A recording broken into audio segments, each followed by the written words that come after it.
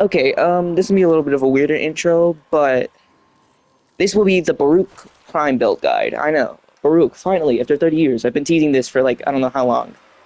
Sorry it took me so long. Archon crystals and everything. First things first, I need to say this now. If you're new here, then don't worry too much about this. I will not be posting next week.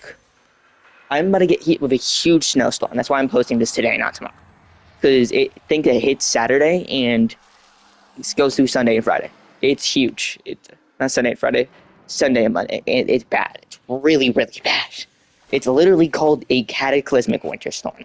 Don't know what else to tell you. Let's go on to the build here.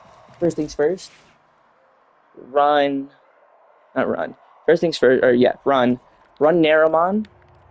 This will work really well with your melee weapons. It gives you a ton of extra melee buffs, which scales with your Desert Wind Prime. Insanely good to run. First things first, the build itself, this is what I'm running. Main point of this, reactive storm, specifically so you get the status chance, which it changes to match the type of the enemy weakness. It's really stupid. You'll see why in a second. Arcane Reaper, I know you're losing a little bit of melee stuff, but you can screw off my balls. I don't care. Um, Gives you more survivability because Baruuk isn't the most survivability based frame, and Arcane Reaper just gives you more. This is a little bit more longevity build. Arcane Fury gives you on crit hit 60% melee damage. Really useful. Don't know what to tell you other than that it's just useful. If you can max out your power drift, I'd recommend it, but I have like literally 1 point left. And if I max it out or level it up one more time, I'm gonna overuse it. So adaptation you want for the elemental damage because he does have some decent survivability. His only weakness really is elemental damage. Resolve and Aegis for the armor and health, but it gives you 30% more critical chance per combo, which is really useful. Then if you go down to this right here, Cunning Drift, I know it's a little weird, but you want that extra ability range. I promise it's worth it. Then if you look at my weapons, running the Bobingo because of Exada's Whisper, which effectively gives you void damage. This is like the biggest part of this. You want this in this build because Desert Wind Prime throws out a projectile fourth, and this effectively can bounce with void damage, and it can trigger void damage. So, yeah, it's really stupid. It basically gives you a more layer of damage and another layer of damage on top of that layer of damage. Tongue twister right there, but it's a lot. Would recommend running this. Um, Probably isn't the best necessarily, but one of the best in my opinion. Next thing you know, you'll be one-shotting everything because you're constantly hitting red crits. Lex Prime, specifically for secondary Fortify, because secondary Fortify gives you Overguard and does 3 times damage to Overguard. Really useful survivability, helps strip those Overguard enemies. Would recommend. Even if it's just Fortify, you don't necessarily have to run Lex. I personally like it because it acts like the Argoplasmor, and it's just kind of better than the Argoplasmor. Melee weapon, I'm running my Zaw, don't necessarily have to do that. You can pretty much run any melee weapon you like. Probably something that can abuse the crystals, like maybe a glaive if you wanted to. Like I said, Naramon on there. Doesn't really matter what specific artifact arcane you run. I would recommend running the one that gives you heat damage for your secondaries. The best one in my opinion. Desert Wind Prime, this is the build. Influence build so you can proc status everywhere, because since you're doing the weakness of the enemy, if the weakness is viral, every enemy in the area gets hit with viral. And because it hits multiple enemies using that projectile, you can effectively hit influence on one enemy like multiple times. Blood Rush, crit chance stacks with the combo multiplier because you're going to be gaining a lot of it. Gladiator Might, crit damage, Berserker's Fury for more attack speed, Focus Energy for the heavy attack efficiency, and 60% electricity efficiency, so if you want to do heavy attacks. Dreamer's Wrath, which gives you 50% chance or 50% more crit damage by 30% too for Tennokai attacks, which is really nice. Sacrificial Steel, crit chance, Condition Overload, also insanely nice, especially when you're always doing status. Melee powers, which you don't necessarily have to run. There's not really any other good Verizon mod, I would say, except for maybe Condition Perfection.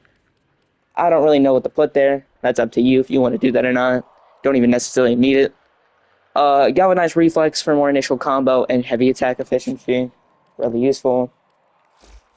And then that's pretty much this in build. There's 2 builds I want to show off. This is the first one. I would recommend running any type of Kubaro, like a Predacite, so you can run... Where is it? So you can run Mecha Overdrive. This is really, really good. It marks an enemy and effectively makes it to where when that enemy is hit or killed, status effects will spread. And you get where I'm going with this. So if the enemy's weak to viral, you're effectively going to proc viral everywhere. And you'll see in a second why I say this. So you can hit Exotis Whisper. If you want to weaken the enemies a little bit so you can get rid of that Overguard, but you don't even necessarily have to use the Lex. You can just do this. And you effectively just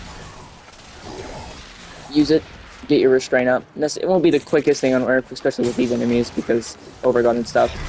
But you gain your restraint, then you hit Triangle, which is your Storm, and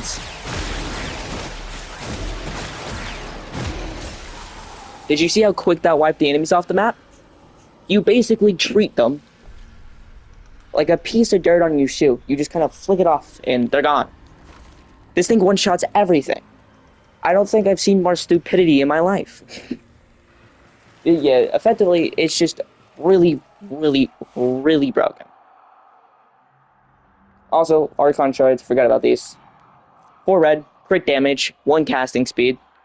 And that's basically the 1 Munchman build, is what I like to call this, because you're effectively just one-shotting everything. The second build, a little bit weirder. Handyman. This is really weird build. It works. I know that much. I've actually used it in Steel Path missions. It works. Corrosive Projection instead of the other thing, though if you have the Pharma, I would recommend running Steel Charge instead, because you're still using your melee in this. Steamline, Equilibrium for the extra energy. I know, right? Oh my god, Equilibrium. Oh, get over it. Arcane Fury, more augmented. Pretty basic build, a lot of ability strength, adaptation again for more survivability. Instead of running Desert Wind Prime, which I know is weird, run Roar on this build, and this effectively acts like a damage. It just gives you more damage. The best say damage platform, but effectively just gives you more damage. And because our augmented gets buffed even more, blah blah blah, just insane amount of bullcrap.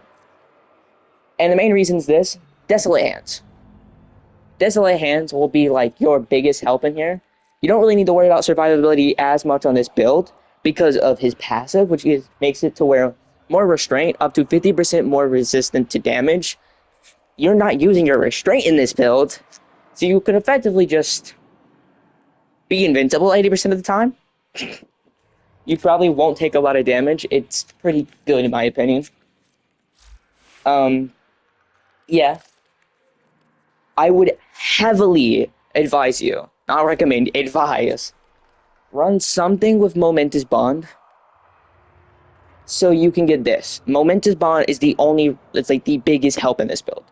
Run it. Just run Momentous Bond. I'm telling you right now, you will see 10 times better results. Doesn't matter what companion, as long as it does status and it can use Momentous Bond, run it. You'll see in a second why I say this. The Evensong will be your biggest help with this. This will help you and your companion do more crit because of Evensong's devotion. Because it effectively makes it to where enemies that take damage from this get like, I think 35, or let's say 100% increases their crit chance of damage taken by 35%. Really nice. This is my Evensong build. You don't necessarily have to run it.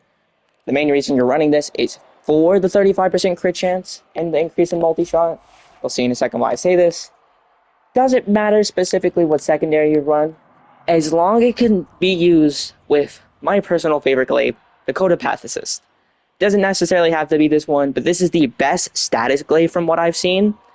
And if you look, the build I'm running, it runs viral, magnetic, gas, and cold. And then I have melee exposure on it so I can get corrosive. So that's 5 statuses, all in one weapon. And I'm running the Zagati Prime for even more status, and I'm also running Pistol Elementalist for the status damage increase, and you're effectively just getting the craziest status combination ever, mixed with Evensong for the increased crit chance against those enemies. And because Evensong has a radius, you hit the enemies with the Evensong, you switch to your secondary, throw the glaive, and you will shred through the enemies, and then your companion will finish the rest of them off either with Desolate Hands, or your companion will just kill them. And will effectively spread the status everywhere. It's really, really stupid. I don't know what to tell you. There's not really a Desert Wind Prime for this because, obviously, it doesn't really have Desert Wind Prime. Again, run Naramon, increase of melee, and you'll see in a second why I say, yes, this doesn't use Desert Wind Prime. Yes, it may not be the greatest thing in the entire world, but if you look at this,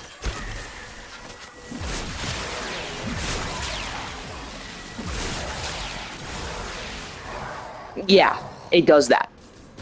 Because Desolate Hand effectively weakens the enemies even more on top of what you're already doing. Because you're running Evensong, increases your companion's crit, and you're effectively just going to shred through everything. Because that chain will not stop.